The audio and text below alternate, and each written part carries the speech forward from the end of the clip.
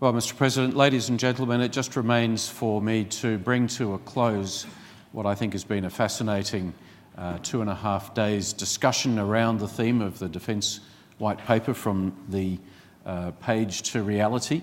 You will be relieved to hear that I don't intend to provide a masterful summary or synthesis of what has transpired over the last few days, but it's been a long journey, and I think it is worth just touching on a few points to kind of remind you of where we've been and the significance of some of the views that we've heard.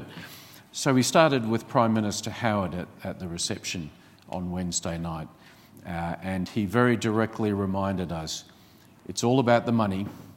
The most critical thing in the White Paper is not simply the 2%, but the assumption that that is going to remain a planning fundamental for defence into the future. He also, I thought, very usefully reminded us that one of the key roles of Australian Prime Ministers over the years has been to step in to those bitter knife fights that can take place between the Defence Department and financial agencies when it comes to making the final decisions around financial allocation for the Defence Department. And we certainly remember John Howard fondly for his ability to do that on the behalf of the Defence Organisation. President ASPI, I think, set really the tone for our deliberations with his description on Wednesday night of the White Paper as being realistic and constructive. And Mr. President, I can say it is enormously important for us to have the views and the wisdom of one of the region's leading statesmen in terms of thinking about how Australia can make a contribution to the security of the Asia-Pacific region. Then on Thursday morning, we heard Defence Minister Marise Payne set out what I thought was a fairly ambitious agenda for her implementation of the Defence White Paper. You can't fault my ambition, was what Marise had to say, and indeed I don't. But more to the point, I commend her for what I take to be really an expression that I think the government has got it. It does understand that there is a need to fundamentally change the relationship between defence and industry. And I think you heard a very strong statement from the Minister to say that that's what they intend to do. Now, everyone here, military, civilian, industry, should understand that that is going to be the government's objective.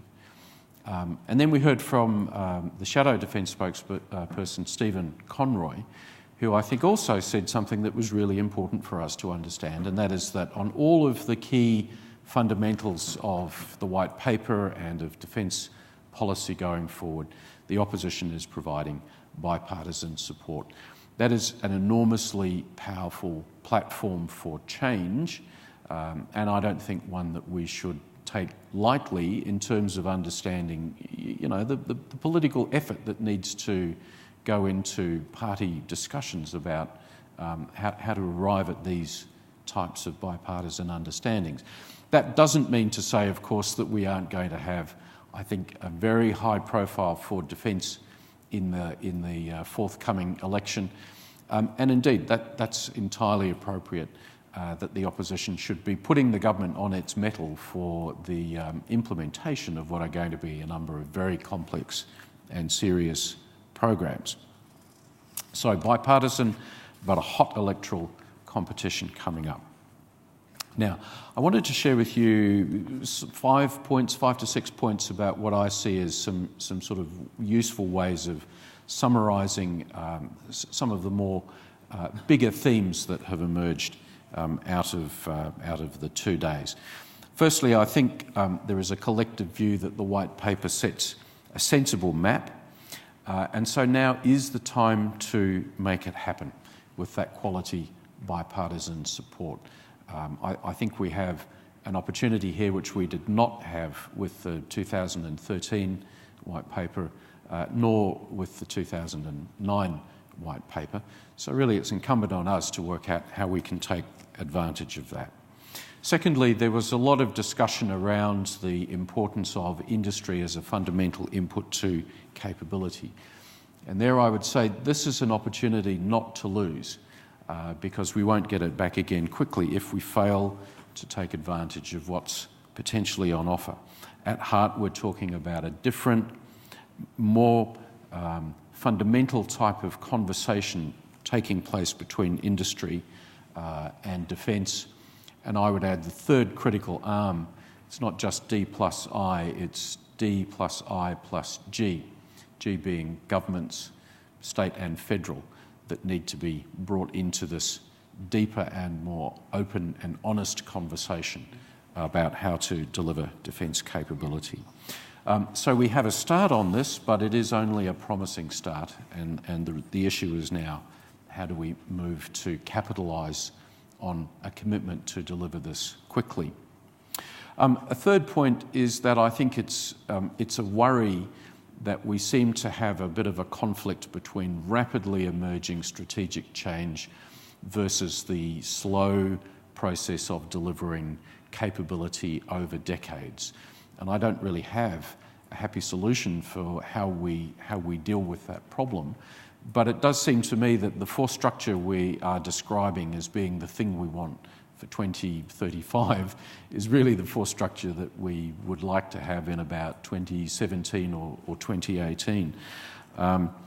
Potentially there is a mismatch between these factors, and working out how to deal with that problem is going to be reasonably significant. And it's partly because of that problem that I think the white paper's focus on the importance of regional engagement is really critical. There's no doubt that international engagement is going to be a major priority for the day-to-day activities of the Australian Defence Force. And I think, President Yudhoyono, your speech offered us very wise counsel about how we should regard Indonesia as a partner in this endeavour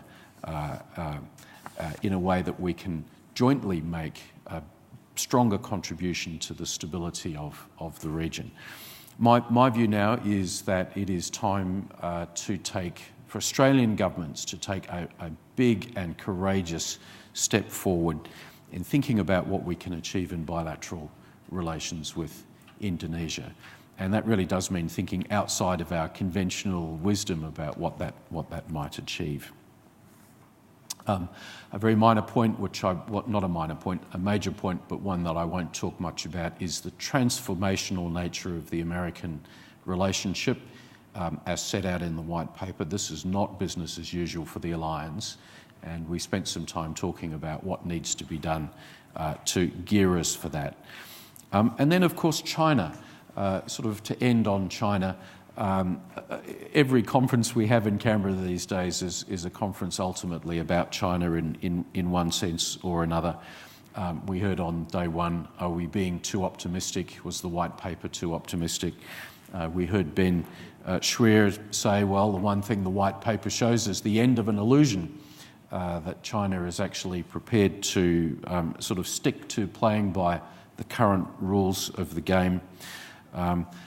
President ASPI told us that we were seeing a more complex interplay of economics and strategy, which I think, again, the heart of that interplay is China's growth versus China's strategic ambitions. And I think Warren King summed it up pretty well for us when he said, well, what we need to do is we have to have the plan for the thing we didn't plan for. How do we deal with, I think, a quite complex range and difficult range of scenarios that China presents to us, only one of which is really covered in the Defence White Paper. So that leads me to conclude that what we see in the White Paper is a pretty effective attempt to grasp reality as we know it now, but the speed of change leaves us with absolutely no room for complacency.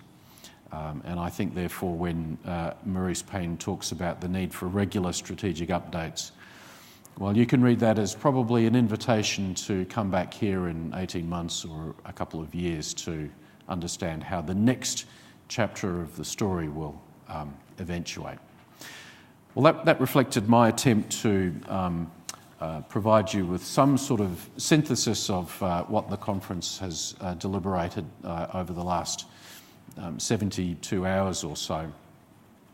It just remains for me to thank a number of people who've been deeply involved in the preparations of what's gone on here. Firstly, our sponsors, without whom quite literally we would not be in a position to put on an event of this nature. Our prime sponsor Thales, DCNS, Northrop Grumman, Boeing, BAE Systems, Mitsubishi Heavy Industries, Austal, Broad Spectrum and CMAX Advisory. There's a reason why you guys are interested in wanting to have this type of high-level discussion with government and with researchers and specialists. But I thank you very much indeed for your commitment of time and financial support to make it possible. I'd like to thank all of our speakers who I think have provided us with really high-quality intellectual content, food for thought. I'd like to thank Kim Beazley, something of an Australian icon who had us all rolling with laughter last night, but at the same time, imparting real wisdom, Kim, from your experiences. Thank you very much for that. I'd like to thank the people who have chaired our sessions and kept us largely on time. Of course, there are a significant number of people who are required to do very hard work over long hours to bring a conference like this to realisation.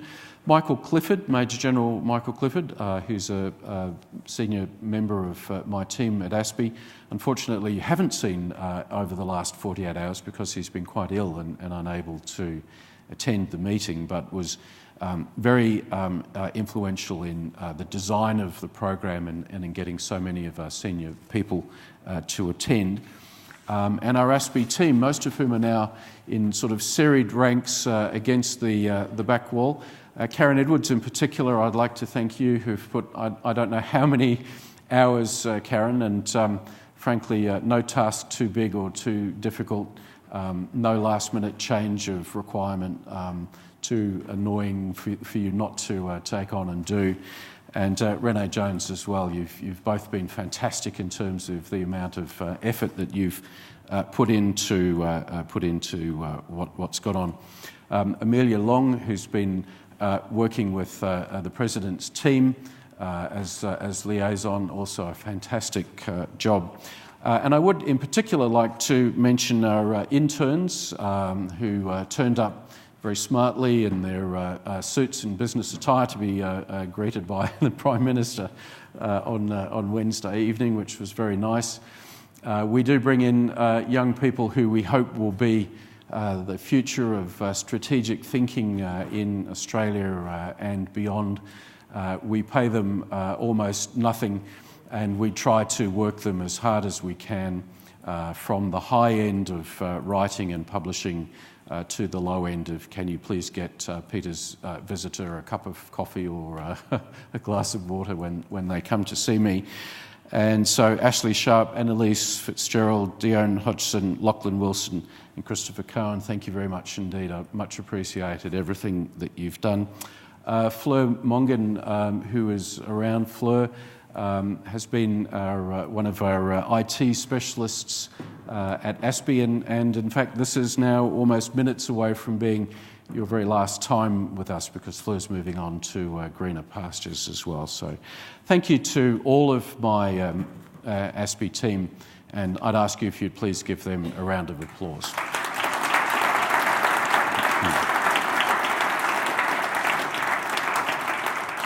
Finally, Mr. President, I do want to thank you for the great honour that you've done for us to not only come and address us, but also to spend so much time with us. We really do appreciate your wise counsel, your friendship. I want you to know that you leave with everyone here thinking of you as a great friend of Australia and a deep strategic thinker about the wisdom of offering wisdom for the security of our region.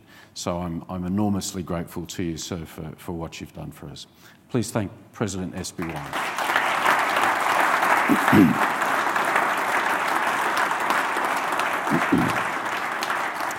So, ladies and gentlemen, I'm going to repeat a line from Admiral Jonathan Meade, who said that what we needed to do was ask not what the white paper could do for us, but what we could do for the white paper.